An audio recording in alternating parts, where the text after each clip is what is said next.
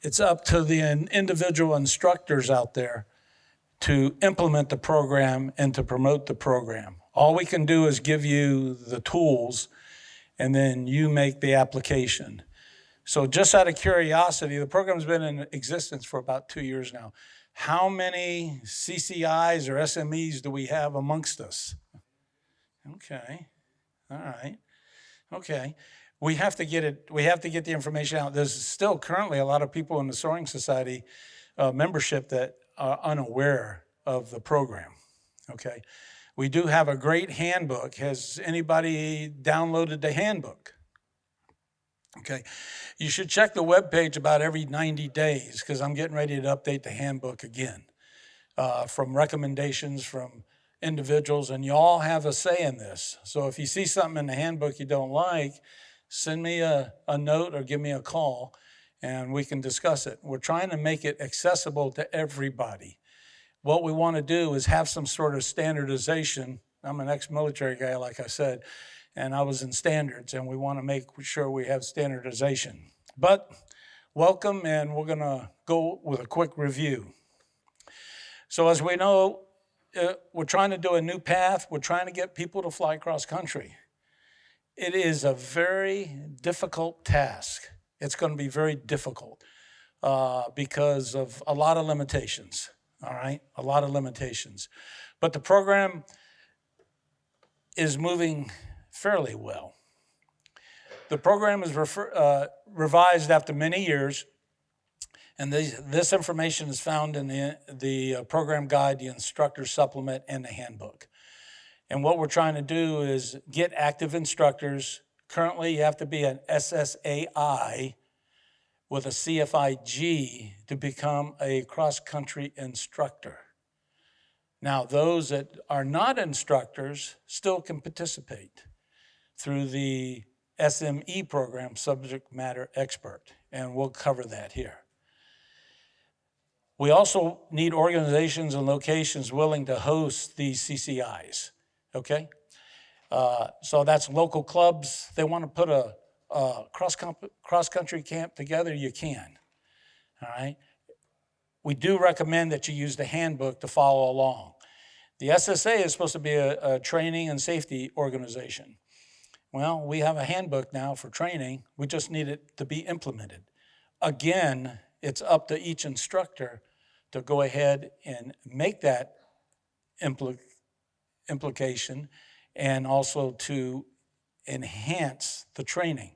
A lot of things will play judgment in that, such as topography, your environmental conditions, if you're in mountainous, so you have to adjust that. All we're doing is providing the tool.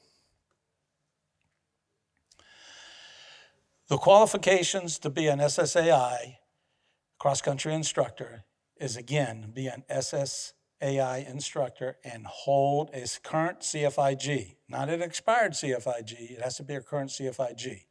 When you participate in the SSAI, we also will allow foreign pilots who hold a commercial equivalent and a flight instructor glider rating on their foreign pilot's license, they can participate as well.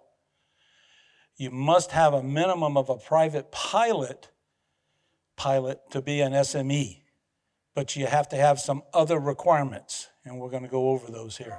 As a foreign pilot, if you have an FAA restricted license, as I mentioned, you can go ahead and participate as an SME only, unless you hold a flight instructor rating at a commercial level on your foreign pilot's license. And you also become an SSAI. As far as I know, you just have to have the flight instructor rating. And this has not come up yet, but I'll have to address it when it does, and I don't think it's going to be a problem. So one of the most important documents we have in the program is the cross-country handbook. And it took about 1.5 years to obtain all the available information I can through world-class glider guys in Canada, here in the US, Dave Springford one, Carl Streetick another, and incorporating things that you can use to become a better cross-country pilot, okay? Most of this stuff, as you well know in cross-country, is sometimes a live and learn. and sometimes trial and error. And we don't want to do that. All right, I think I talked about there. Okay, here we go. So to be designated a CCI as a cross-country instructor, hold an SSAI, a CFIG, and have at least 25 hours of cross-country time in the previous 2-year period. Within that previous year, complete at least 5 cross-country flights, a minimum of 100 statute miles or 160 kilometers, total distance, or fly 2 sanctioned contests. If you fly 2 sanctioned contests, the start and 70% completed the task will accept that.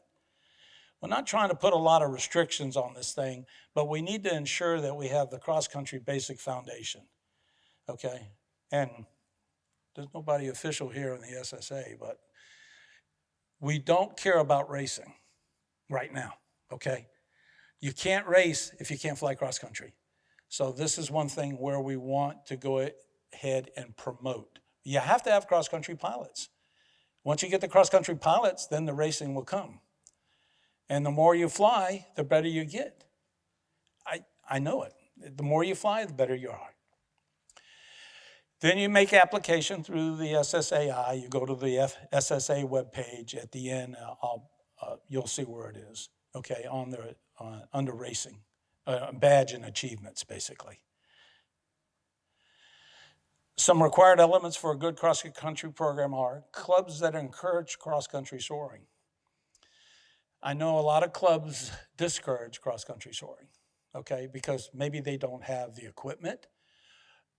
A lot of it's kind of some of the old timers saying it's too dangerous, you know, but you got to learn somehow. The only way you can actually get the cross-country experience sometimes is start out with the most important thing, the ABC badge program. You got to start with that first. Then eventually you may even have to purchase LS1, LS3, ASW19, ASW20, something that has capability, okay? You're gonna have to get that, all right? Unless the club have it. Some clubs have ASW20s and they work with, all right? Many clubs, there's a club in Florida called Hibiscus Soaring, and they have an ASW24 that they let their members use. That's a superb cross-country trainer. Club instructors who are active cross-country pilots.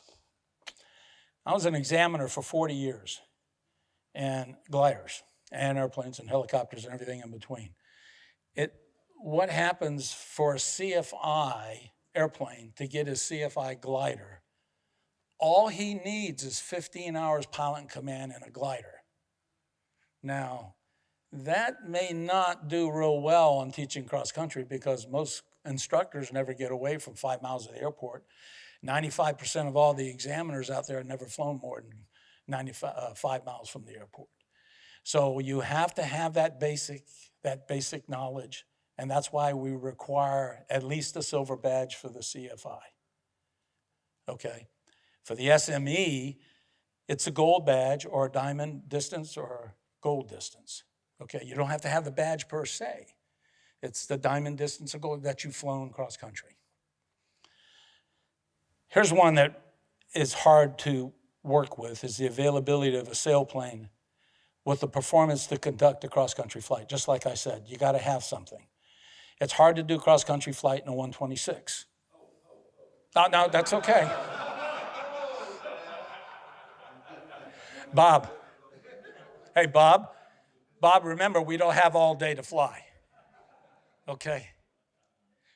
Maybe that was an improper statement, but anyway, but you're going to need a glider that has the performance that can do this. You have to have the glider, the performance to do it. And you got to have the instructor that has the knowledge and the skill to demonstrate it, okay? In the handbook we talk about, many of you have been around, maybe heard of lead and follow, or, you know, that can be used, okay? But one thing you got to remember, you instructors, I'm guilty of it too, we love to talk. Let's not to jam up the radio, okay? Get a frequency and stay on that frequency, but the lead and follow is a development that you have to develop a technique that you want to use and how your applicant or student wants to apply. The SSA cross-country program is for the members. The SSA needs glider pilots, but glider pilots don't need the SSA. We're in an area right now where the membership is decreasing some. We're trying to get it up. A lot of people have different ideas, but it's just one of those, it's a hard task. It really is, to get people to fly cross country. 90%, 80 some odd percent of pilots that get their private and commercial add-on, mainly it's add-ons on their FAA certificate. They come out and fly a couple more times after that, and then they drift away. You know, you have to make something interesting. And the best way to make something interesting is get them in a high-performance two-place glider. That gets everybody excited. You know, last month I took a gentleman out, and we went on about a 300K, and I have a DG-1000T. But when we got down south end, down near Avon Park, there was this huge towering cumulus. Well, I said, well, I'm going to show you something here that's legal, but you can obtain it if you be a good pilot and get your ratings. So I got a clearance from Miami Center. I entered the cloud at 4,500 feet, and I popped out at 9,500 feet. I did a climb. It took us about 5 turns, and we're at 9,500 feet, and we did final glide all the way back to Seminole Lake without even turning at 80 knots. So the program is for the members, and we're here to assist anything we can do. And we need to ensure that, I mean, I know there's other programs out there with the SSA, a lot of people are trying to get involved, but we need to work on getting glider pilots to fly cross country. That's the bottom line. The program guide sets qualifications out. Requirement to be for current SSAI to consider for designation as a CCI, and non-SSAIs to be considered for a subject matter expert, SME. All the CCI and the SME shall utilize the training procedures, the syllabus outlined in the CCIP, Cross Country Instructor Pilot Handbook, for pilots at a minimum. You can add what you want there. You can add additional things on there. If you look closely under FAR 61.56, you can use that training as a flight review, okay? You don't have to do 3 landings. You have to have an hour flight, or in a glider, say you may use 3 training flights. You can do 1 long flight. If you do a cross country 3.5 hours, that'll meet the requirement. The prerequisite for an SME: have completed the FAA Gold Badge, as I mentioned, or either the Gold Distance or Diamond Distance. Have logged a minimum of 100 hours of cross-country time in gliders in the previous 2 years. You see it's 3 times more than the CFI. The reasoning why is that the teaching portion, we want to you want to have the experience level. We want the experience level. And within the previous year, complete at least 5 cross-country flights at a minimum of 200 statute miles or 322 kilometers, all right? And, or complete, again, 2 SSA competitions in which 70% of the tasks were completed, okay? You don't have to win the contest, you know, just complete the task. That's what we're looking for. Then submit an application through the SSA webpage, and Denise will get it. She'll forward it to me, then with the questionnaire, and then I vet it. I go to the FAA webpage, make sure you have a CFI, or I go to the SSA webpage, and on the badges, make sure you hold a diamond or something of that nature. Right now, currently, we have 39 CCIs. I think I added just 1 more last week, and 18 SMEs. Okay, that's what we have right now. I was hoping by this time, 2 years ago, this time now, that we'd have at least 100, all right? But a lot of people don't know anything about it. Who in this room never heard of the Master Cross Country program for the SSA? Okay, all right. So I'm gonna work with Denise, and we're gonna have to get a little, every other article of Soaring magazine, stick something in there about that, because we have to get expansion. We have to get expansion.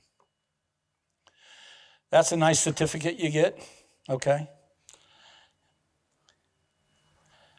Where to find it? This is a good one. The SSA webpage, I see it's SAA webpage. That's a technical oversight there.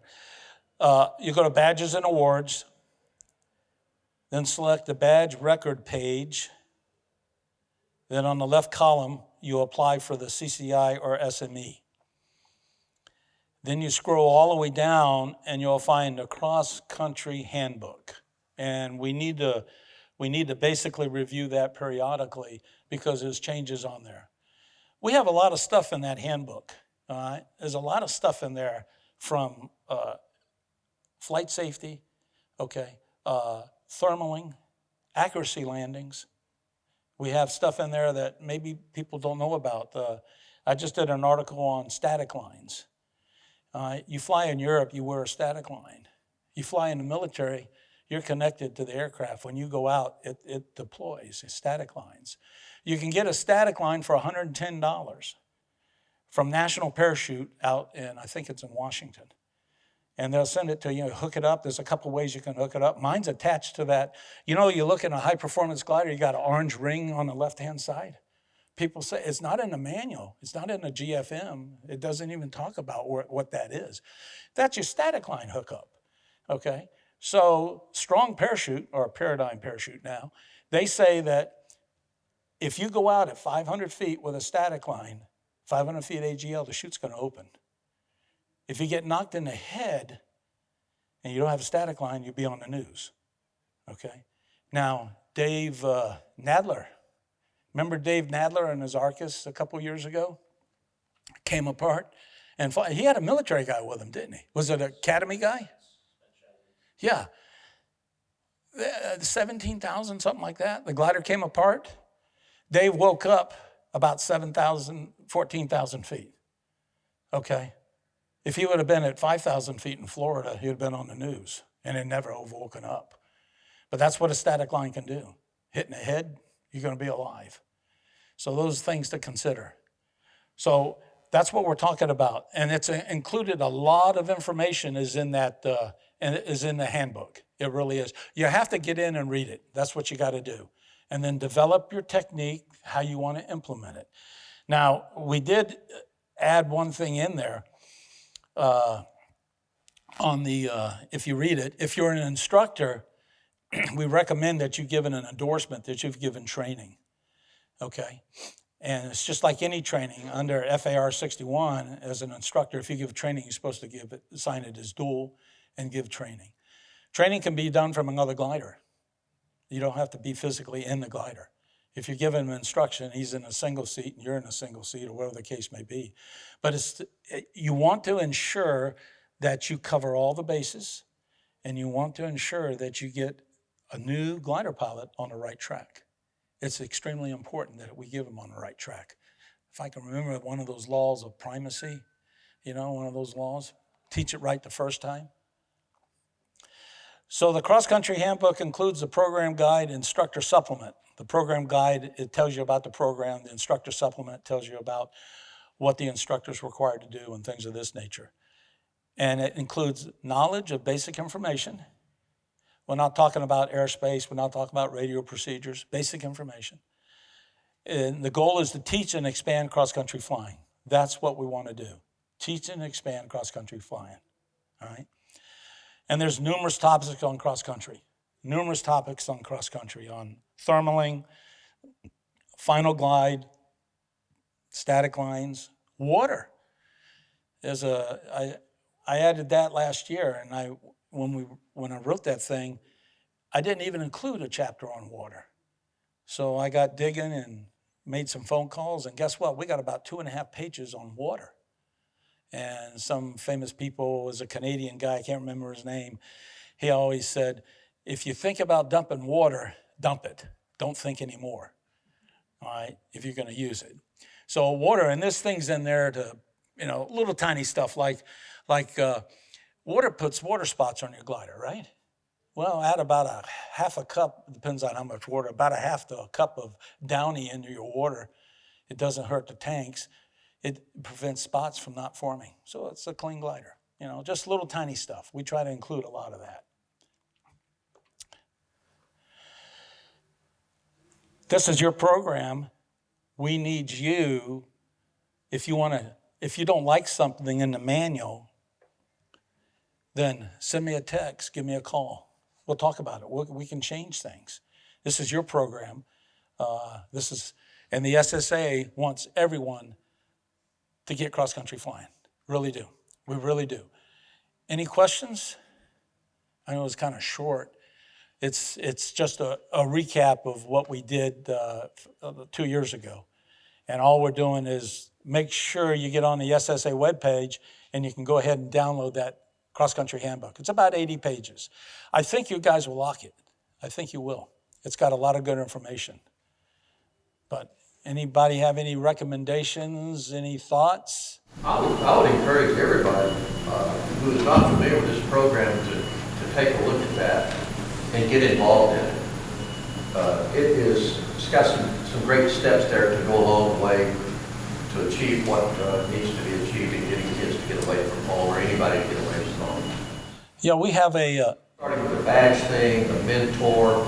It's an excellent program, and we need more people to get involved in it.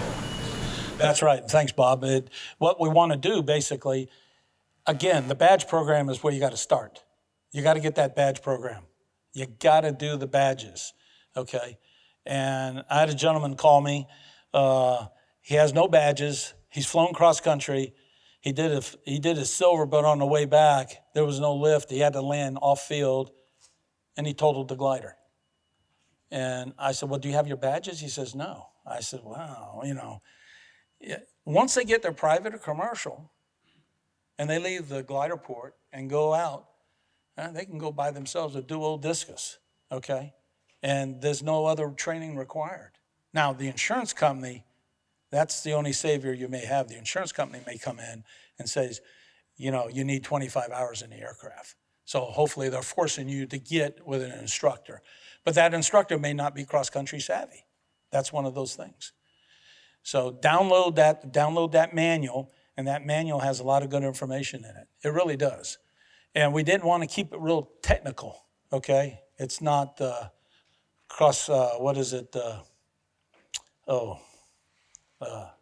Reichman's book, the senior moment here. Cross-country flying, yeah, by Reichman. He gets real technical, okay? But it's a manual that I don't think there's another manual around. I know a couple clubs in New Zealand called me, and they downloaded the manual, and they're using that in their program. We need glider pilots. I think there's a total of 21,000 glider pilots in the United States right now.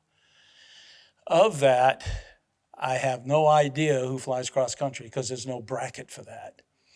The SSA lost 1.4% of membership this year, from last year. But they gained, I think, 12% youth. Did they not, Mike? Yeah, I think they gained 12% youth. So that went up. So that's where we are. So if you need anything, let me know. Just send me a note. I got some cards up here if you need them. I'll be glad to talk to you on any subject on that. If you don't like something, we're trying, again, we want to try to encompass the majority, I would say. So we've reduced this down to not being like it was one time in which you had to have a meeting of a cross-country instructor with the SSA every 2 years, held in a location. That gets pretty, it gets overburdened. So we want to develop a program, which we have. The membership runs the program. If you don't like it, let me know. But I do appreciate everybody coming. I know it was, yes, sir. Yeah, Keith. On the subject matter expert, you had a list of qualifications. Is that when you meet any of those or meet all of them? You have to meet all of them. You have to have a gold diamond, a distance, or a gold badge. You got to have within the preceding 2 years 100 hours of cross-country time, and then have 322 kilometers or 200 statute mile cross-country, 5 of them, and then 2 contests. or 2 contests. So if you fly gliders a lot, that's not a real big demanding requirement. Well, yeah, but you always can come to Seminole. We're there about 365 days a year. So, but anyway, any other questions, comments? Yes, sir. Yeah, I fly in Boulder and instruct in Boulder. Our club only has cross-country instructors. It's a requirement to be an instructor in Boulder to fly at least one 300K every year. That's excellent. We don't understand why bother with the ABC and bronze badge. You don't bother with that? When we try to train somebody cross-country, we get them their rating and say, silver badge. Well, if you guys do that and it's working for you, that's fine. But remember, your club may be a little bit different from any other club. Okay, now remember, when you go get your private glider rating, add-on or initial, whatever, all of you people that got your rating, what was the most important thing when you're training with your instructor? Enough to pass the check ride, right? Nothing else was talking about accuracy landings. No, it wasn't talking. You got to land for the private stop within 200 feet or land the commercial stop within 100 feet. Once you meet all that, they don't care. They get their rating. If the instructors taught cross-country basic foundations, then you'd be a lot better off. But your club may be different. But a lot of clubs, they stray, and you got to have the experience. And it seems like your club has a lot of experience. Oh, am I already that quick? Well, all right. Well, anyway, thank you for coming. And if you have any questions, get with me. Thank you.